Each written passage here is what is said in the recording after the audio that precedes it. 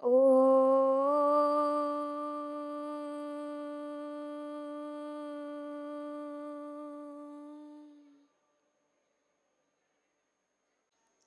जो ट्रेनिंग के लिए आए हैं, आप सभी की कल परीक्षा है, तो पेपर के बारे में कुछ जानना चाहेंगे?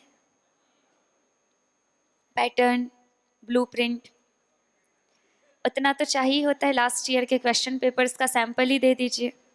बचपन याद आ रहा होगा कि कम से कम पुराने ईयर्स में जो क्वेश्चन पेपर बने हैं उसका सैंपल ही मिल जाए, ब्लूप्रिंट ही मिल जाए। इम्पॉर्टेंट आईएमपी पे टिक लगवा दीजिए। हाँ, जो टीचर्स हैं वो इस बात को बड़े अच्छे से समझते होंगे। तो आईएमपीस पर टिक लगवाने आई हूँ। तो उसमें से अंडरस्टूड है सबसे ज़्यादा इम्पोर्टेंट क्या है, जिसमें मैंने सबसे ज़्यादा समय दिया है? दैवी संपर्क और नवधा भक्ति, क्योंकि ये आना ही है। ठीक है, तो इसको आपको करना है और जितना हमारी तरफ से हो सकता था प्रयास किया है आपको करवाने का, स्मरण करवाने का, दोहरवाया है, उच्चारण दिया है, आपको पुस्तक प्रोवाइड की है, आपको दिखाया है, बोलवाया है। और अब आगे आपकी मेहनत का रिजल्ट आएगा आपके एग्जाम में। दूसरा नवधा भक्ति क्या है? तीसरा आपको ध्यान रखना है, आपके प्रश्न बनते हैं रोगानुसार योग पर। किस पर? रोगानुसार योग, आसन, प्राणायाम। मान लीजिए आपको एक क्वेश्चन आता है कि हाई बीपी में नहीं करना चाहिए। सामान्य गति से भस्त्रिका प्राणायाम, मध्यम गति से भस्त्रिका प्राणायाम, तीव्र गति से भस्त्रिका प्राणायाम, अनुलोम विलोम प्राणायाम। हाँ, तो ये जस्ट एक एग्जाम्पल है, हो सकता है इतना इजी ना आए, पर इस तरह से। ठीक है, क्या पता आ भी जाए। तो इस तरह से क्वेश्चन आपके आएंगे। फिर उसके बाद आपको अष्टांग योग बताया था, याद है? अष्टांग योग याद है? उससे रिलेटेड प्रश्न भी आते हैं, तो ये सब आप पढ़ना, एक बार आवृत्ति करना। बाकी आपको सेशन के टाइम पे ही इतने ध्यान से सुनना चाहिए कि आपको चीज़ें लर्न हो जाएं एक बार में ही। और आपने अनेक बार परम पूज्य गुरुदेव को आप लगातार सुनते हैं, तो सुन सुन के ही चीज़ें याद हो जाती हैं, अतिरिक्त पुरुषार्थ की ज़रूरत नहीं पड़ती। यदि कोई परम पूज्य गुरुदेव को प्रतिदिन प्रातःकाल नियमित रूप से सुन ले, या दिन में वो 2.5 घंटे का सेशन कभी भी सुन ले, तो अपने आप उसका योग से संबंधित, आयुर्वेद से संबंधित, शरीर विज्ञान से संबंधित जितने भी आवश्यक तथ्य हैं, सत्य हैं, वो उसकी जानकारी उसको सहज ही प्राप्त हो जाएगी। इतना समग्र सेशन परम पूज्य गुरुदेव का होता है। और उससे अतिरिक्त भी आध्यात्मिक, भौतिक, आर्थिक, राजनैतिक, शैक्षणिक, अनुसंधान के क्षेत्र में अनेक बातें आपको पता चलेंगी, केवल यदि आप प्रतिदिन केवल उस सत्र को भी सुन लेते हैं तो ज़रा एक बार बताइए, झूठ नहीं बोलना, पूरा पूरा सच बोलना। आप में से प्रतिदिन परम पूज्य गुरुदेव का प्रातःकाल का सेशन अटेंड कौन कौन करते हैं? ठीक है, अभी इसमें थोड़ा सा प्यूरिफाई और करते हैं। पूरे 2.5 घंटे का सेशन कौन कौन अटेंड करते हैं? ठीक है, नीचे कर लीजिए। अब थोड़ी सी बातें आपको और बताते हैं। हमारे शरीर के जो मुख्य घटक हैं, हमारे अस्तित्व निर्माण के जो मुख्य घटक हैं, जो हमारे आयुर्वेद के स्तंभ हैं, हमारे योग के स्तंभ हैं, उनके बारे में संक्षेप में कम से कम जानकारी होनी चाहिए। तो आप ये बताइए कि संपूर्ण संसार किससे मिलकर के बना है? पृथ्वी। जिनको पता है उनकी आवृत्ति हो जाएगी, जिनको नहीं पता वो स्पीड से लिखिए। पृथ्वी मतलब धरती, जल, अग्नि, वायु, आकाश। लिख लिया? ये क्वेश्चन या PYQs का मैराथन चलता है ना कॉम्पिटिटिव एग्जाम में, वही चल रहा है। पृथ्वी, जल, अग्नि, वायु, आकाश, इन 5 तत्वों से मिलकर के संपूर्ण सृष्टि का निर्माण हुआ है।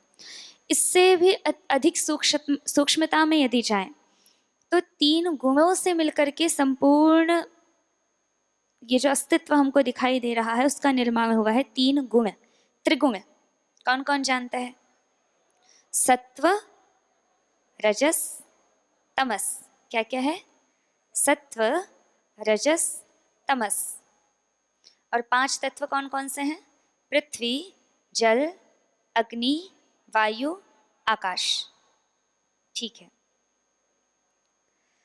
हमारे शरीर में 3 दोष होते हैं, त्रिदोष, वात, पित्त और कफ। वात मतलब वायु, ठीक है। वात, पित्त, कफ। और जो रोग होते हैं हमारे शरीर में विभिन्न प्रकार के, वो इन्हीं तीनों के ही असंतुलन के कारण होते हैं। इन वात, पित्त और कफ के असंतुलन के कारण ही हमारे शरीर में किसी भी प्रकार का रोग होता है, ठीक है। हमारे शरीर में रोग का मुख्य कारण क्या है? 3 दोष, वात, पित्त और कफ। जो रोग होते हैं उनका मुख्य कारण क्या है? त्रिदोष का असंतुलन। लेकिन ये 3 दोषों में असंतुलन होता कैसे है, क्यों होता है? उसका मुख्य कारण है दिनचर्या और आहार। हमारा या तो आहार गलत है या हमारी दिनचर्या गलत है, इसके कारण से त्रिदोषों में असंतुलन हो जाता है।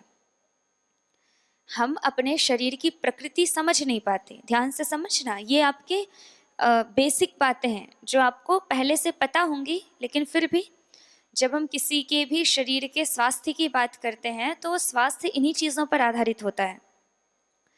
व्यक्ति अपनी प्रकृति समझ नहीं पाता कि उसको कौन सा खाना सूट करता है और कौन सा नहीं करता। कौन सी खाने की ऐसी चीज़ है जो उसके शरीर के लिए ठीक नहीं है, इसकी जानकारी कई बार हमें नहीं होती। तो आहार में गलती कितने प्रकार से होती है, देखो सुनने वाली बात है, आप सुन के समझ जाएंगे। आहार में गलती होती है विभिन्न प्रकार से। एक गलती करते हैं हम आहार में, समय पर नहीं खाते। दूसरी गलती हम आहार में करते हैं, जितना खाना चाहिए उतना नहीं खाते, कम खा लेंगे या ज़रूरत से ज़्यादा खाएंगे। फिर तीसरी गलती, कैसे खाना चाहिए, ऐसे खाते हैं। परम पूज्य गुरुदेव कई बार विनोद में कहते हैं, ऐसे खाते हैं जैसे चोरी का माल खा रहे हो, इतने जल्दी जल्दी कि कोई देख ना ले खाते हुए। तो वो खाना आपकी आयु को कम करता है, जल्दी जल्दी खाना, चबा चबा करके नहीं खाते। फिर किस टाइम पर क्या खाना है? अब सुबह का नाश्ता है, सुबह के नाश्ते में क्या होना चाहिए बताइए आप ही लोग? पोहा उपमा, आवाज आई मुझे, पोहा उपमा। सुबह के नाश्ते में होना चाहिए फ्रूट्स या फिर सलाद या फिर जूस या अंकुरित आहार या थोड़े ड्राई फ्रूट्स आप ले सकते हैं। लेकिन हम क्या खाते? पराठे, उपमा, इडली और भी बहुत कुछ। तो वो गलत है। हम कई बार सोचते हैं ना, हमारी जब एज सुनते हैं, हम तो देखते हैं क्योंकि हम तो अभी वो एक्सपीरियंस हमने किया नहीं है, लेकिन दूसरों को देखते हैं। जब 40, 50, 60 तक की उम्र होती है तो लोगों को हम ये कहते सुनते हैं, हमने कुछ ऐसा गड़बड़ तो किया नहीं अपने जीवन में, ऐसी कोई गलती तो की नहीं, खाना पीना भी हमारा सही था, सब आहार विहार भी हमारा सही था, हमें रोग क्यों हो गया? नहीं, आहार विहार सही नहीं था। यहाँ पे जितने लोग बैठे, मेरे समेत सब लोग, बॉडी में किसी ना किसी न्यूट्रिशंस की डेफिशिएंसी होगी। क्यों? कारण है, धूप में निकलते ही नहीं, विटामिन डी की कमी होगी ही होगी। फिर विटामिन डी की कमी जैसे ही होती है तो हड्डियां कीर्तन करने लग जाती हैं, खटर पटर खटर पटर। अब उसका कारण क्या है? धूप में निकलने जैसा काम आजकल लोगों के जीवन में बचा ही नहीं है। फिर खाना पीना, आप स्प्राउट्स खाओगे, आप फ्रूट्स खाओगे, आप ड्राई फ्रूट्स खाओगे, आप ऐसी चीज़ें खाओगे जिसमें विटामिन B12 होता है, तो विटामिन B12 आपकी बॉडी में रहेगा। नहीं तो खासकर महिलाओं में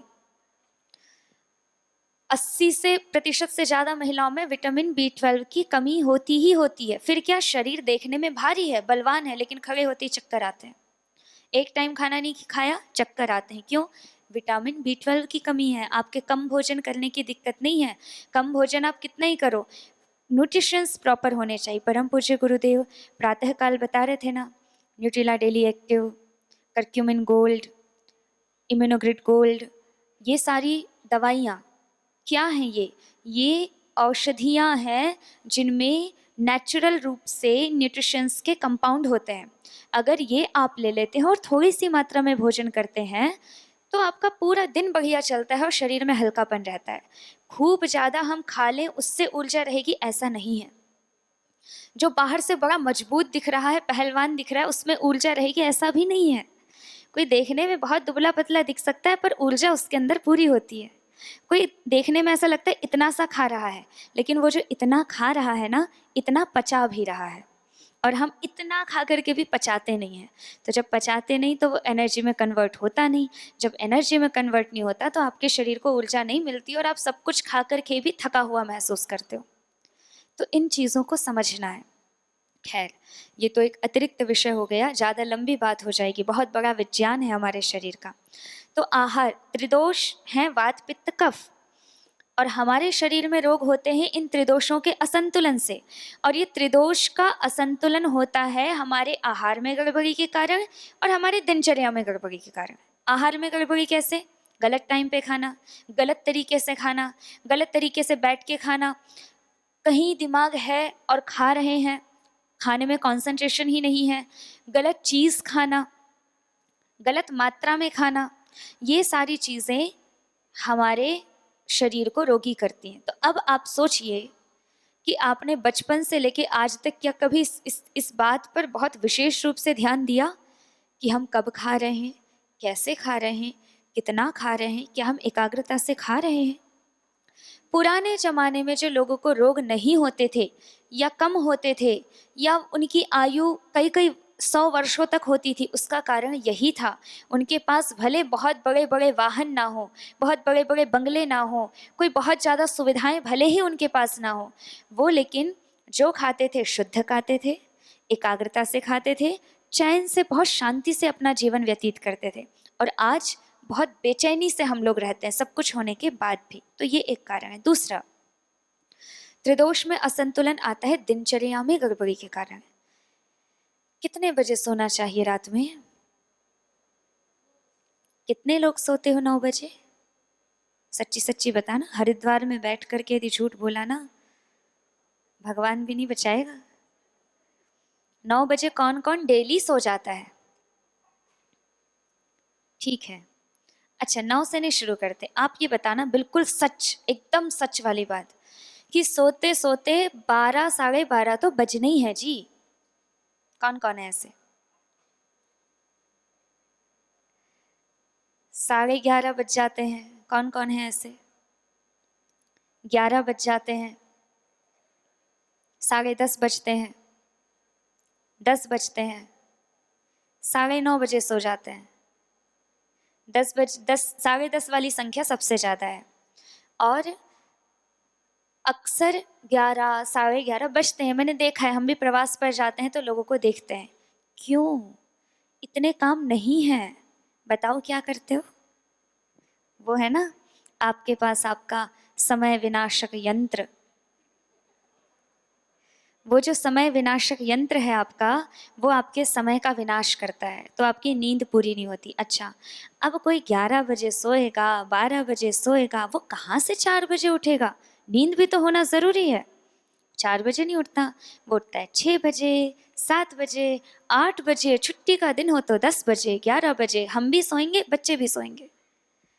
तो इस तरह से चीज़ें खराब होती हैं। फिर जब आपकी उम्र 50-60 साल की हो जाती है, आप सोचते हो हमने तो कुछ ऐसा गड़बड़ किया नहीं, सारी ज़िंदगी ही ऐसी बीती है, तो आपको ये अधिकार नहीं है बोलने का कि आपने कुछ गड़बड़ नहीं की। तो ये कारण है। तो त्रिदोष का असंतुलन होता है आपकी दिनचर्या की गड़बड़ी के कारण और आपकी आहार की गड़बड़ी के कारण।